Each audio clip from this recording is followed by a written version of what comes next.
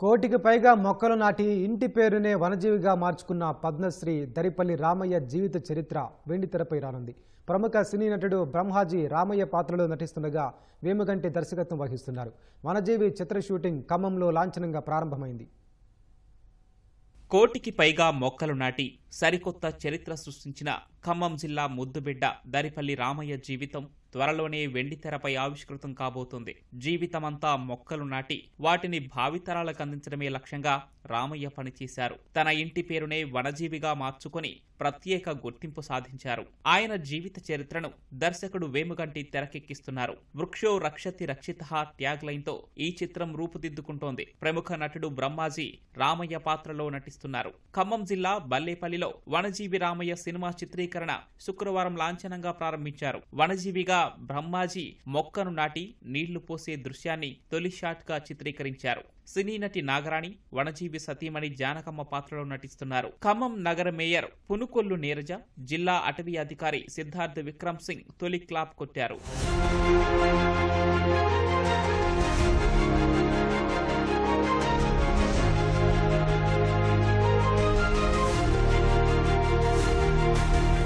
Vanajeevi Ramayya biopic భావితరాలపై ఎంతో ప్రభావం చూపుతుందని చిత్ర బృందం విశ్వాసం వ్యక్తం చేసింది. కోటికి పైగా మొక్కలు నాటిన దర్పల్లి రామయ్య ధన్యజీవి అని బ్రహ్మాజీ దర్శకుడు వేముగంటి అన్నారు.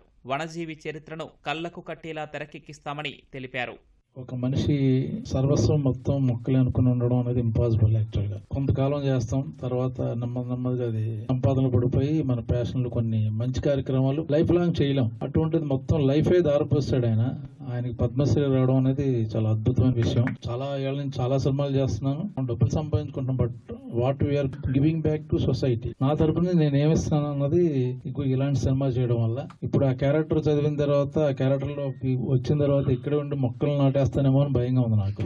సో అంత ఇన్స్పైర్ అయిన క్యారెక్టర్ ఇది. వనజీవి రామయ్య గారి చరిత్ర మాకు తెలుసు గురించి మేము అందరం ఆర్టిస్టులు కానీ టెక్నీషియన్ కానీ ఎవరు డబ్బులు లేకుండా చేస్తున్నాం. వనజీవి రామయ్య గారు ఒక కర్మయోగి మహానుభావుడు. 1.5 చెట్లు నాటి ఆయన జీవితకాలం చెట్లు నాటడానికి సాగింది ఆయన జీవితం. నేను ప్రొఫెషనల్ గా భావి తరాలుగా మహానుభావుడు చెప్పాలన్న సంకల్పంతో ఆయన జీవిత కథని ఒక బయోపిక్ చేద్దామని నేను మా మిత్రులు అందరం అనుకొని స్వచ్ఛందంగా ముందుకొచ్చామండి. ఈ విషయము ముందుగా మేము జానకమ్మ గారిని కలిసాము.